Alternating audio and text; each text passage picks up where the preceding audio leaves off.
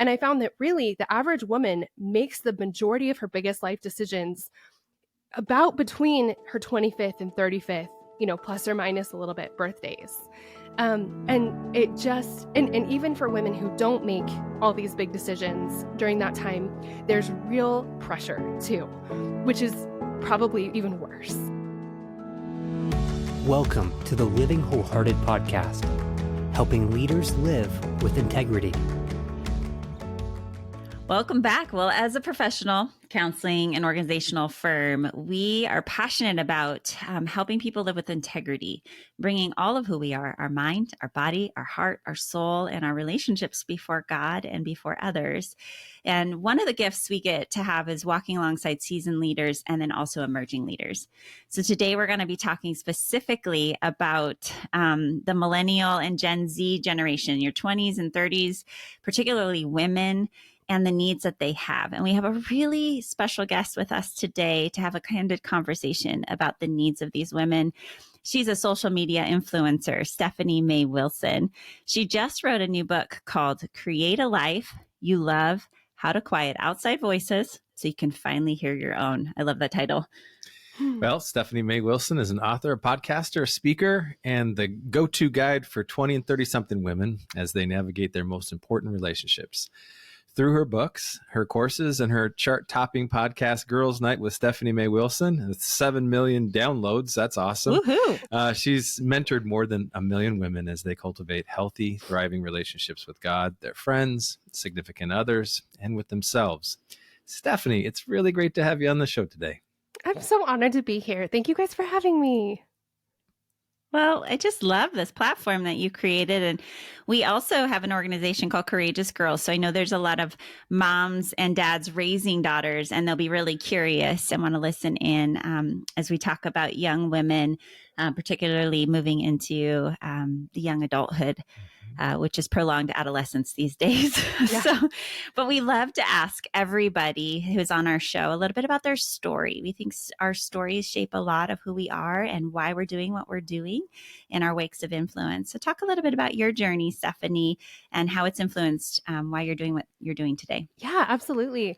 So I went to college for broadcast journalism, and I just absolutely was in love with this idea of getting to tell stories and getting to use things like cameras and words and computers and technology to be able to capture stories that we wouldn't be able to hear and connect over them.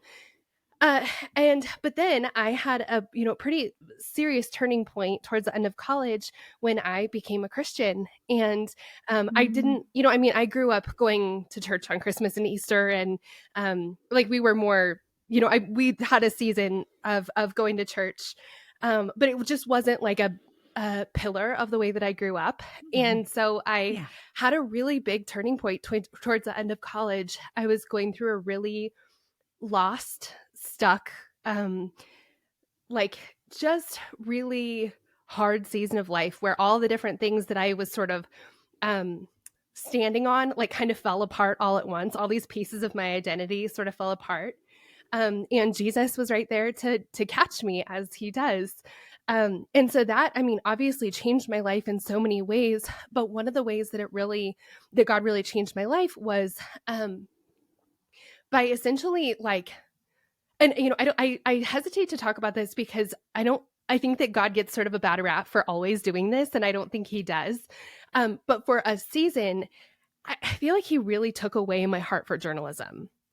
It was so crazy. I had an internship at this TV station in Denver that I'd been wanting to intern for years. And after, it was my first mission trip, actually. It was my first time of really getting to connect with Christians and getting really to see people who love Jesus and the impact that they can make in the world in real life. And I started my internship a few days later, and just my passion for it was totally gone.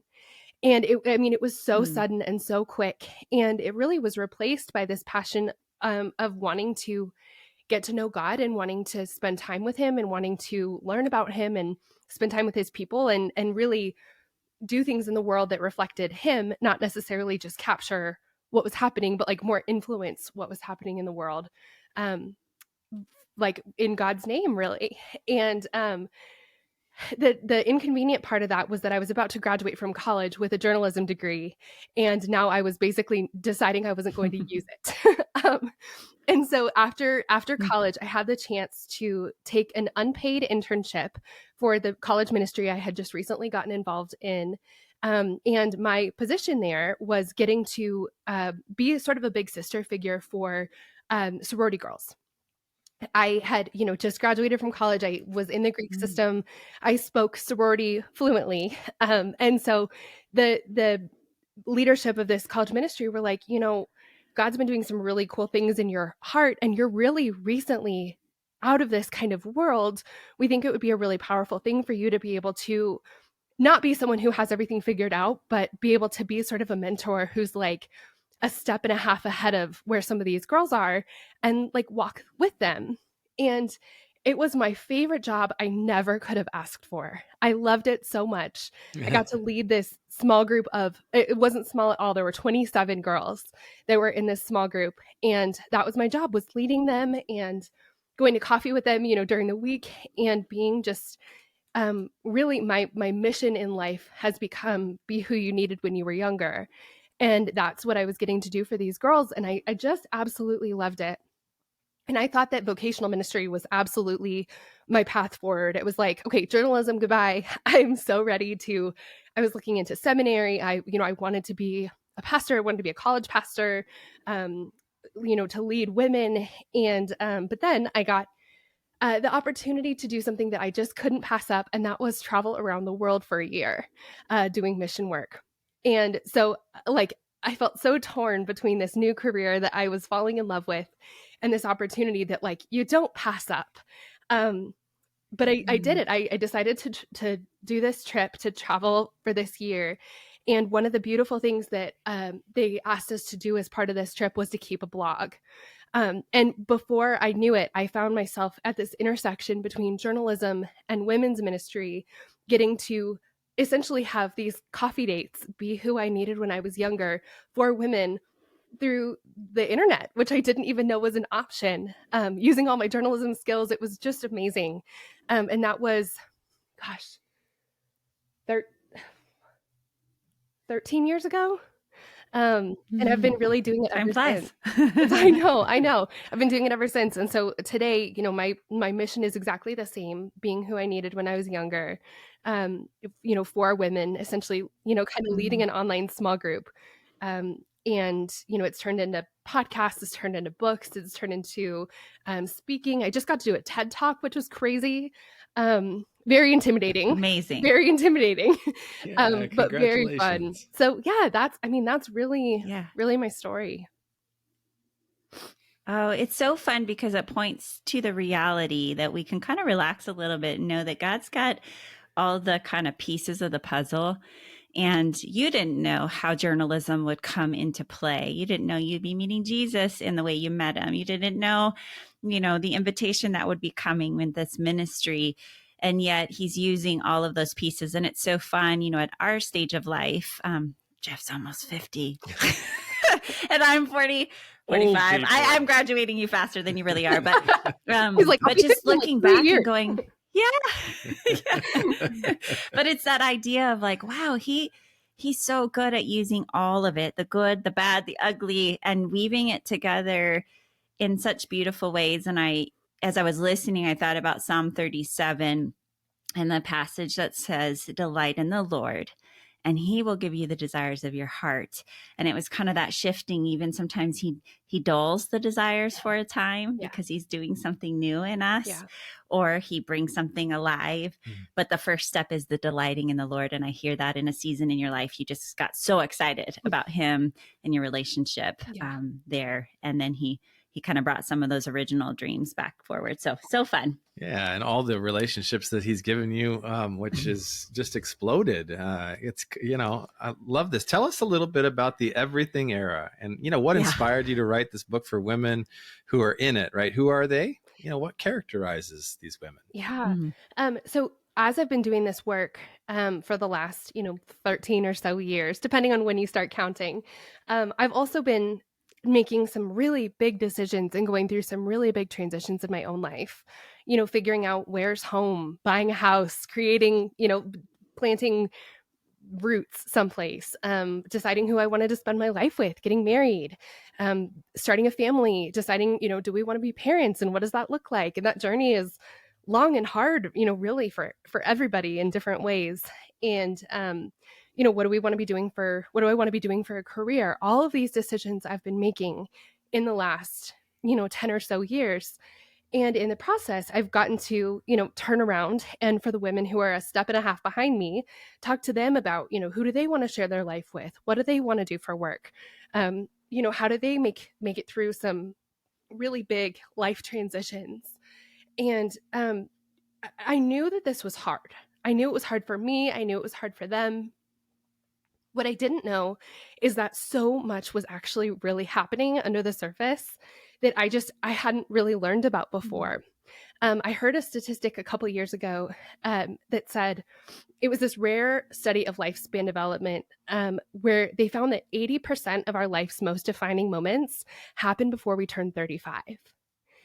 And I was like, that is like, I couldn't decide if I was horrified or totally relieved to hear that statistic.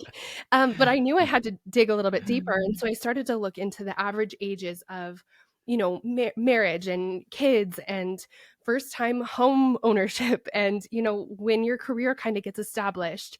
And I found that really the average woman makes the majority of her biggest life decisions about between her 25th and 35th, plus or minus a little bit birthdays.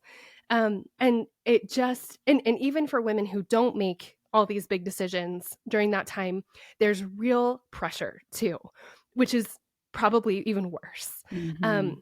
So not only like this thing that I was going through, this really hard season was real. Like I wasn't making it up. I wasn't exaggerating it. And the women that I was leading, they weren't either.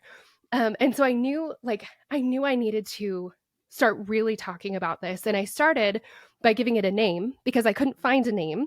There's emerging adulthood, which is a little bit younger. There's, we're young adults, we're adults, but like young adult doesn't really fit. We're not post-grad. We're not having a quarter life crisis. We're not midlife. Like it's just this weird, season for women specifically. And so I started calling it the everything era. And I love that because being able to have a name for it helps us connect over it better. And there just is so much. It's such a good name. Good job on that one. It took me forever. It took forever to figure out like how to talk about this season. But being able to talk about it has been so helpful. And it really, so much is happening. And it's not just that these decisions are being made and in some ways have to be made. Like they're, biologically, this is kind of go time when it comes to having kids. And the first 10 years of our career really determine our earning potential, like our overall earning potential. There is real pressure to figure some things out during this time. But then there's all this external pressure of what it should look like. And that was the other thing that I really dug into with this book was like, why do I feel like my life is supposed to look this way? And why do I feel this like crushing pressure, like I'm falling behind in it all? And that really is societal and historical and cultural. And women have been under so much pressure to live their lives a certain way for basically all of history, and getting to learn what that has looked like, what the ideal woman has looked like throughout history, just answered so many questions for me about why certain decisions like motherhood and how much do I work and like who does what in my house and all these different things, why they felt so heavy. Again, I'm not making this up. This is like, we're making these giant decisions with hundreds of years of historical precedent, like yanking at our ankles. And so that's the everything era. And I knew that in this book, I had to share the things that really made a difference for me in this when making all these decisions. I'm a firstborn type A people pleaser, rule follower with some anxiety. So like decisions are not easy for me. But really, I had a friend finally tell me, she said, Stephanie, you get to decide when it comes to your life, these big decisions of your life. We're not talking about right and wrong here. We're not talking about things where God has like a very clear plan for all of us or for you specifically. We're talking about like the middle stuff, the good versus also good. And those decisions are so hard to make. And so she told me, she's like, Steph, this is your life. You're the one who has to live out the consequences of the decisions you make. Therefore, you need to make these decisions. And getting to learn that there aren't actually rules all the time, and there's not one right way to build a life, and that I really get to decide and hold authority and have some agency and even some autonomy in my life. That was so empowering. And so that's really what the heart of this book is like, listen, I know that everyone and their mom, and especially your mom, has opinions about what your life is supposed to look like. Really, what we're talking about here is not right or wrong. We are talking about some decisions that need to be made, though. And if you don't make them, you're going to miss out. And I think that that's really too bad. So the book is helping us move forward through our everything era with creativity and authority, and really build lives that we love. I really love, Stephanie, you speaking to the agency piece. It's a huge piece of what we're doing in Courageous Girls and helping moms walk with daughters, because so much of this process from second grade all the way through high school is learning that I have a voice and I have choice.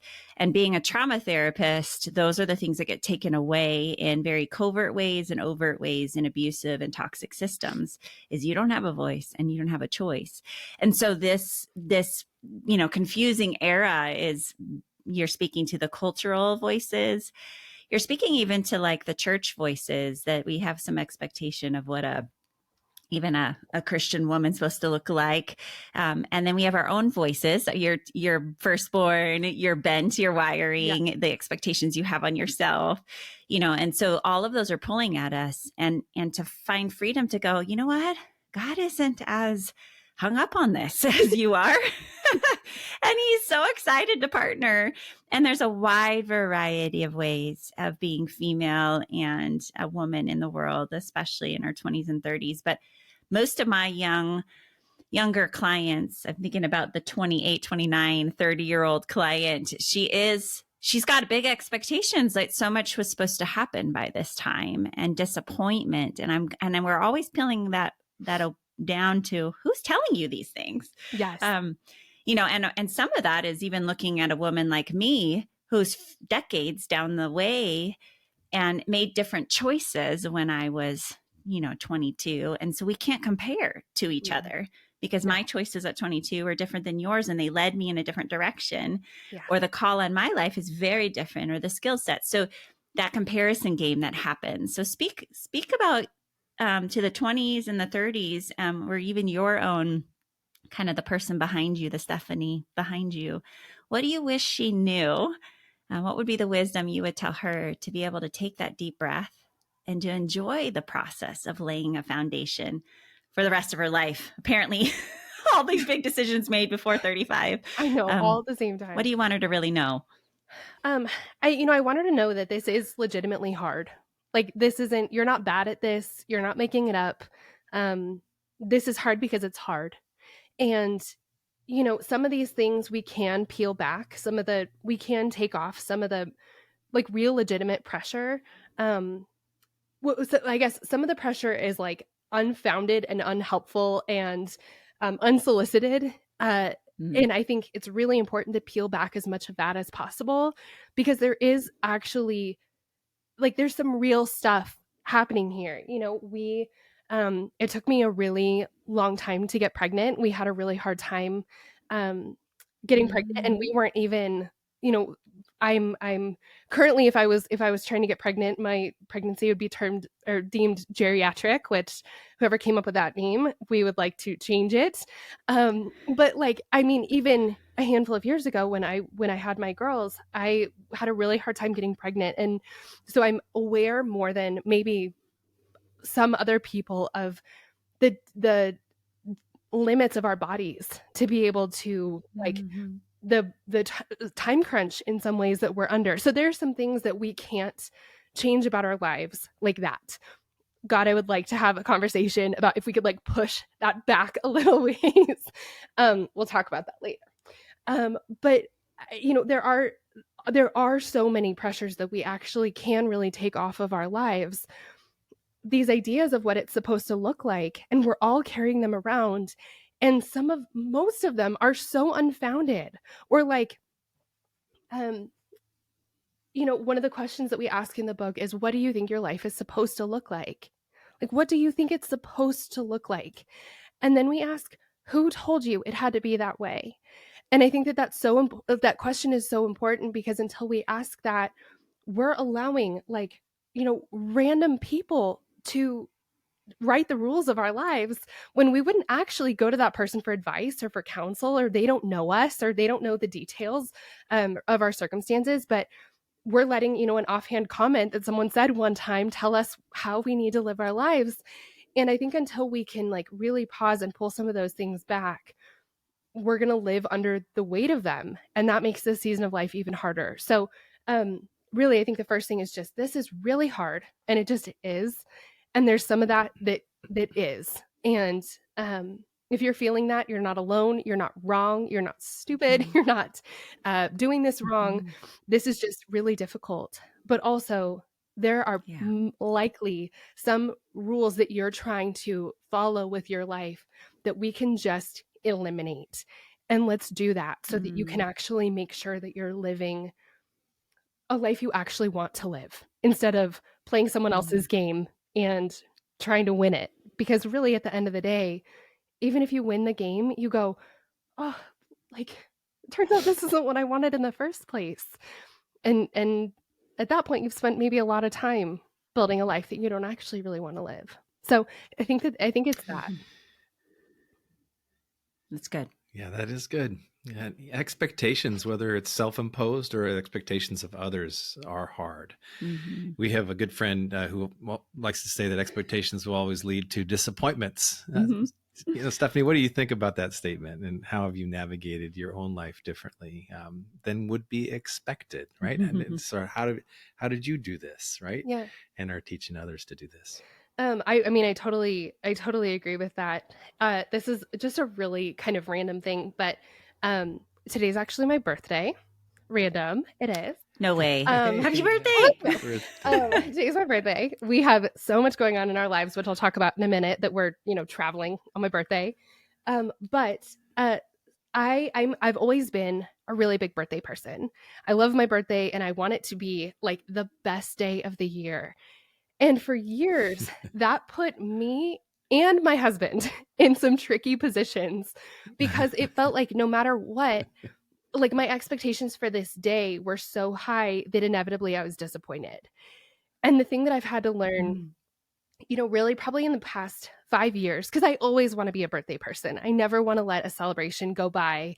I never want to be the person that's like, well, I'm an adult now, so birthdays don't matter. Like, no, I mean, anytime we get to celebrate, let's do it. But I really had to learn, I need to get really clear on what my expectations are for the day, what my hopes and dreams for the day are. And then I need to really clearly communicate them with the people around me, and also be an active participant in like making those things happen. Um, when I've been able to do that, I find that I'm so much less disappointed, when we can really Mm. identify, like, what does success mean? What does a great day look like? What does a great year look like? What do I want my family to look like? Just all these different things. When we can really be clear and define success for ourselves, whether it's a birthday and we're like, what are my hopes and dreams for this day, or for a whole life, I think we're actually shooting for a target that we could find. We're not. I just think we're so much less disappointed. So that's Mm. one of the things that I've learned, and it comes out in big ways and small ways. And then when it comes to the ways that I've done things a little bit differently, there have been some things from about my life from the outside look traditional. I'm married, I have 2 kids, I don't have a picket fence. But there are some things that look kind of expected, and then other parts, my husband and I both are business owners. Neither of us have a quote unquote real job, which felt a little more shocking to people, I think, a handful of years ago. Now it's a little bit more normal. Um, we Mm-hmm. we really well, I'll tell you the last piece in a minute, but regardless, with all of our decisions to get married, to have kids, where to live, what kind of work to do, how to spend our money, what kind of house and home we want to create for ourselves, where we want to live, as we've been making these decisions, we've done it really, really intentionally and really thoughtfully. And really, like, my first grab has been, what am I supposed to do? What is this supposed to look like? What's everyone else doing? What's expected of me? But in every single one of these big decisions, I've taken the time to peel that back and say, like, what do I actually want? What does success look like for me? And so that's how all these decisions have been made, which is really cool. So the result may look similar to some people's, different from other people's. We are currently making a pretty unique decision. In 6 weeks, my family and I are moving to Spain. So that's a kind of a crazy, and I think in a season of life where most people our age or in our stage of life are like, really, really planting deep roots and digging them even deeper and settling down in a lot of ways, we are selling most of our stuff and taking our toddlers to Spain. So that's what our life looks like these days. Yeah. Can I ask why? Can I ask the undercurrent, like when you think about the vision that you guys have set and your overarching arc that you're aiming for, Yeah. what's the why behind your decision? It's cool. There are so many pieces. So each day we answer this question differently. I talk about this a lot in the end of the book, that as you're creating this vision for your life and as you're making intentional, thoughtful, creative decisions with authority in your life, uh, we have this idea that creating a beautiful life is a one-time thing. But really, it's creating a life you love is a process that we go through over and over and over again. And we build lives, and then our circumstances change, or we change, or something doesn't go as planned, or something that went as planned doesn't feel like we thought it would. And that's really what our story is with this. We've built this really intentional life, and it's been so good for us for so long. But now my husband and I were just talking about this. It a little bit feels like we are swimming in like ski gear. Like we have our snow pants on and our, giant coat and our goggles and stuff, and we're trying to swim.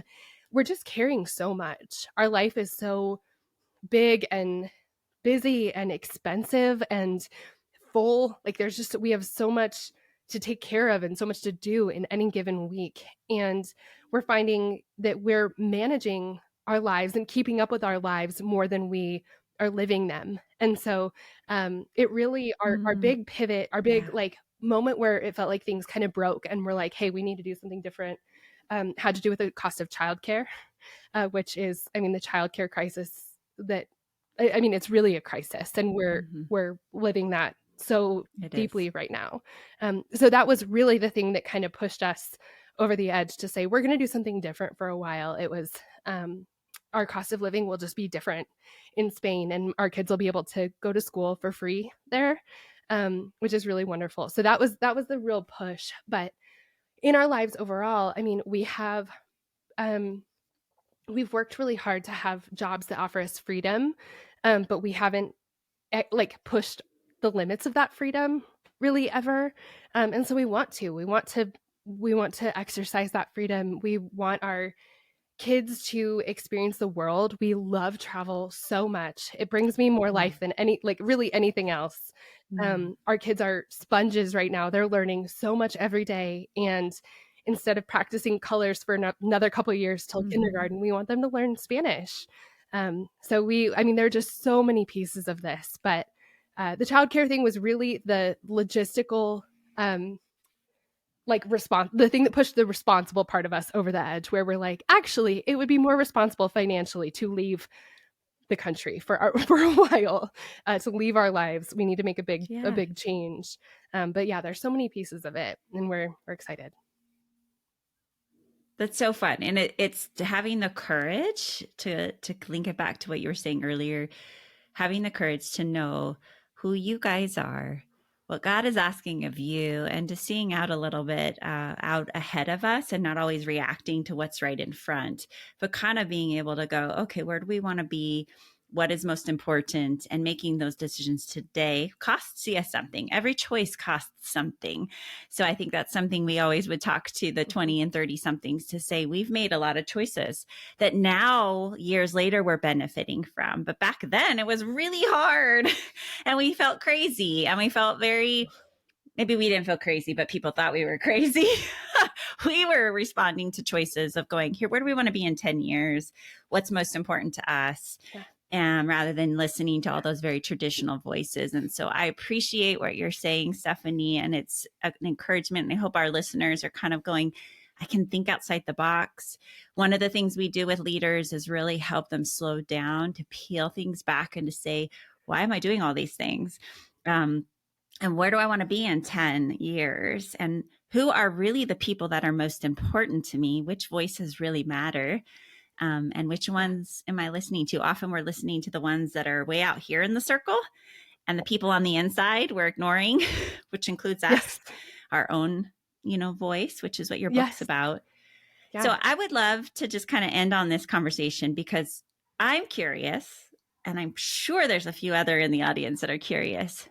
But when you think about 7 million followers and millions of women listening to you, that is a lot of pressure. It's a lot of voices. You find joy, and you never knew you would be here. I mean, when you started, it was 27 women. Now there are women flocking and listening. And you self-disclaimed that you struggle with anxiety and perfectionism. So I'm marrying those two and going, wow, Stephanie, how are you holding all of that? And will this decision to move to Spain help that? Or so talk about how, because there are a lot of young people that want to be influencers. And I'm always thinking the long term, like, do you really know what that means? And the cost of holding that many people in your life. Speak to that, Stephanie. Yeah. I love that question. I feel so like seen in that question. So thank you. Well, so with the anxiety piece and really, mental health, I'm the daughter of two psychologists. And so I grew up just very aware of mental health, like just as a concept in my own mental health. And, really early, my whole life was that way. And I'm really grateful for that because I've never lived in a world where it was weakness to ask for help. And so I have, really, really, really good people in my corner. And sometimes that looks like therapy. And sometimes it looks like weekly therapy. Currently, it looks like, once every 6 weeks, catching up with my therapist. She's amazing. So that's, one of the pieces that I've had in my corner. Medication has also been really helpful for me when it comes to my anxiety. So that's just for anyone who does that anxiety piece, is really important.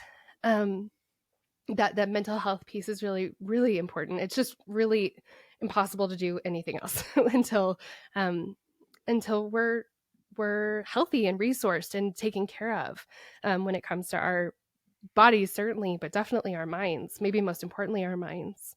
When it comes to carrying all of this, it's felt different in different seasons. That's having people in my corner has also been incredibly helpful. Along with a therapist, I also have, a wonderful family and really, really, really, really great friends who are like intimately involved in my life every day.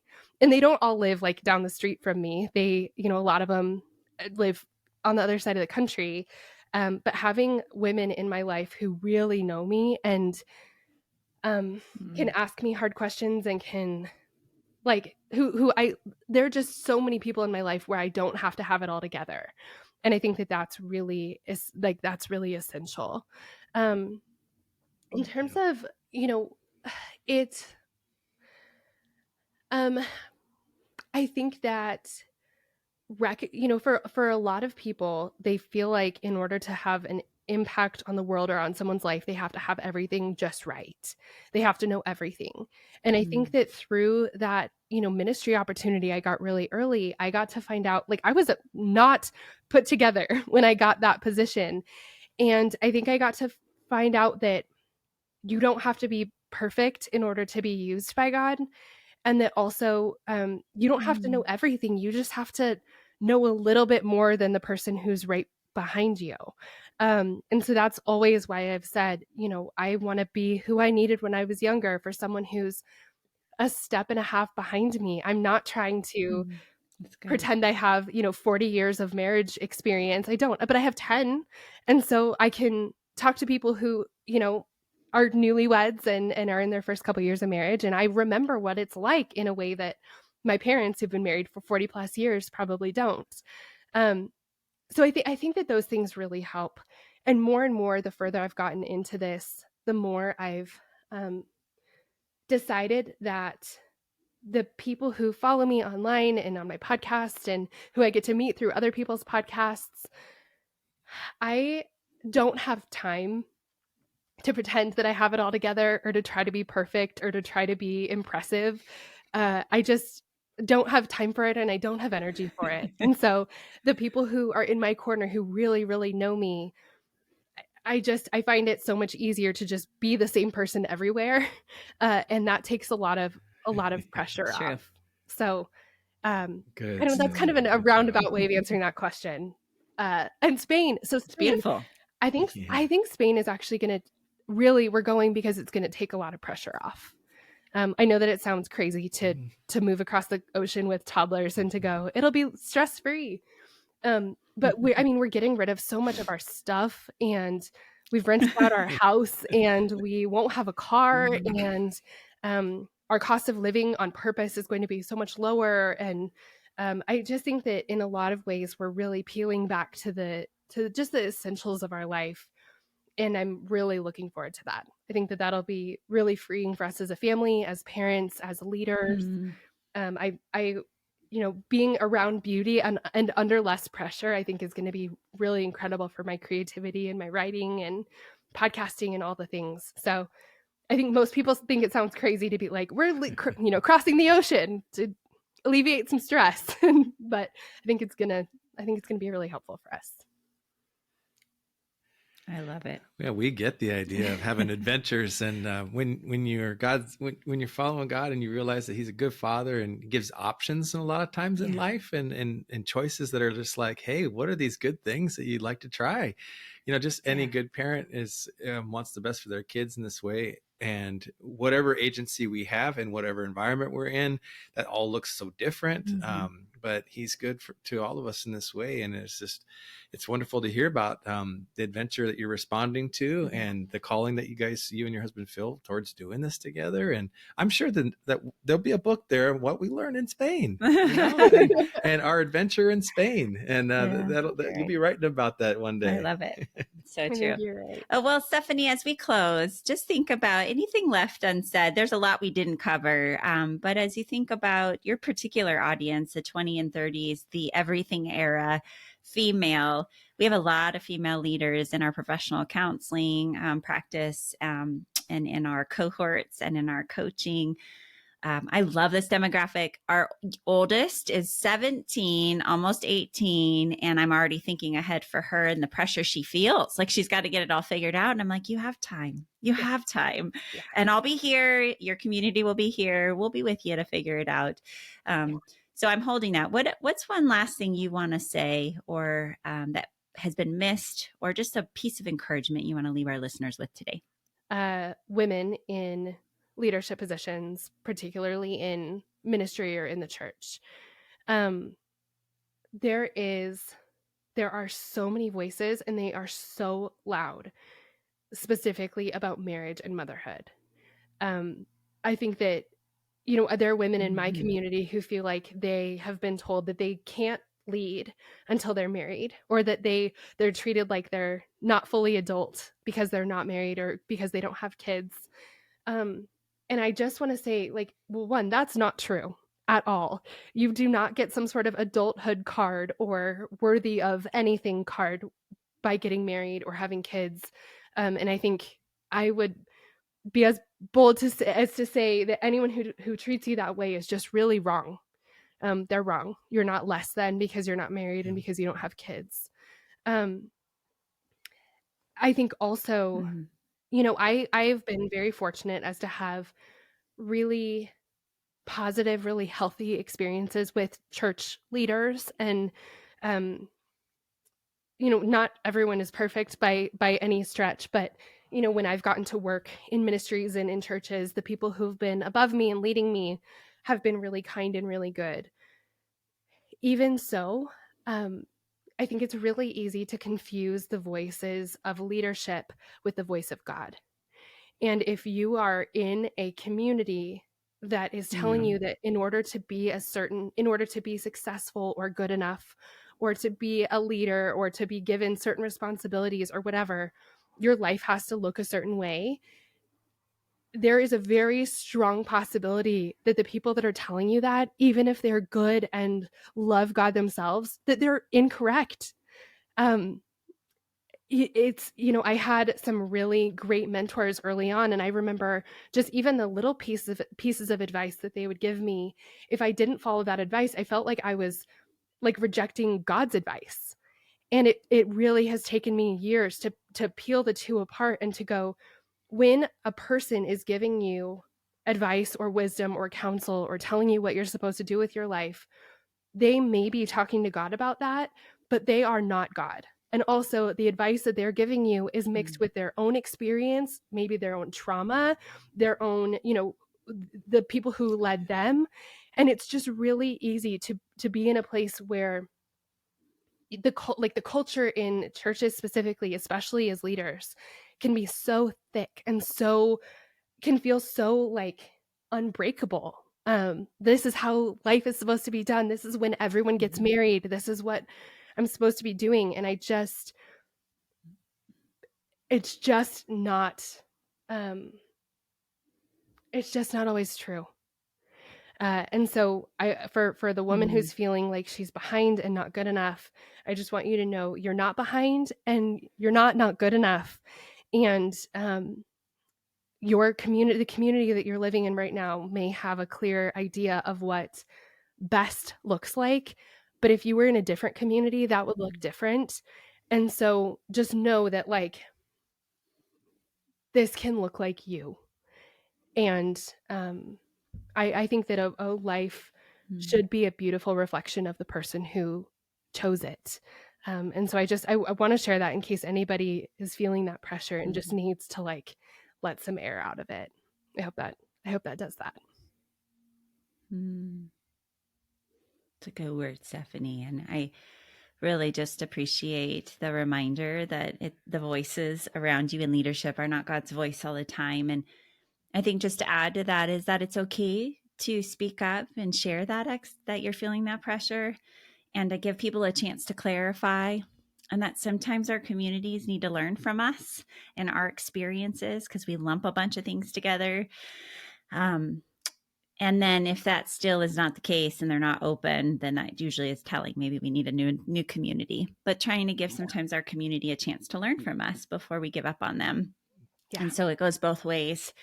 And saying when younger women are feeling that pressure, I do think some of those leaders need to hear that and they need to know the how and where that's happening. And maybe we've got gaps, or we're overtly saying things that aren't true for everybody in our community. So, well, I love having you, Stephanie, and just being able to speak to this generation. It's a really important time in a woman's life, and particularly those of you who want some guides along the way. You have Stephanie, you've got her new book. Let's just repeat that title again: Create a Life You Love, How to Quiet Outside Voices, so that you can finally hear your own. I love that tagline. And if you're wanting a guide, we've got our professional counselors coming alongside, helping you in your mental health at livingwholehearted.com. And we have a lot of amazing clinicians there. We also have executive coaches, and we're starting our next women's cohort where we take 10 to 12 of you, young, emerging, and seasoned leaders, and you learn from one another. And we're really helping you to discover those expectations. What is the vision and what are the voices you need to let go of, and learning how to live in the design of who God made you to be. So reach out to us, livingwholehearted.com. And again, Stephanie, thank you so much for being with us today. Thank you guys for having me. I loved it. Well, did you know that we're not just podcasters? One of the best ways to connect with Tara and I and our whole team at Living Wholehearted is our website, livingwholehearted.com. There you're going to find the books that we've written, our e-courses, executive coaching, organizational development, and professional counseling services. And then one of our favorite things that we're up to these days, our Wholehearted Leadership Cohorts, where we take groups of leaders for 1 to 2 year journeys together. It's amazing. While you're there, for fresh content, make sure that you sign up for our e-newsletter. That's where we're putting out stuff every month that you want to keep close with. So visit livingwholehearted.com. You can also join us on socials at living_wholehearted on Instagram, and we are Living Wholehearted on Facebook. You can also follow me at Tara Matson on Instagram. We love to engage with you personally there, so make sure you reach out. Leave us a review if you're enjoying this podcast. Hey, thank you for caring about being the kind of person and leader that lives with integrity.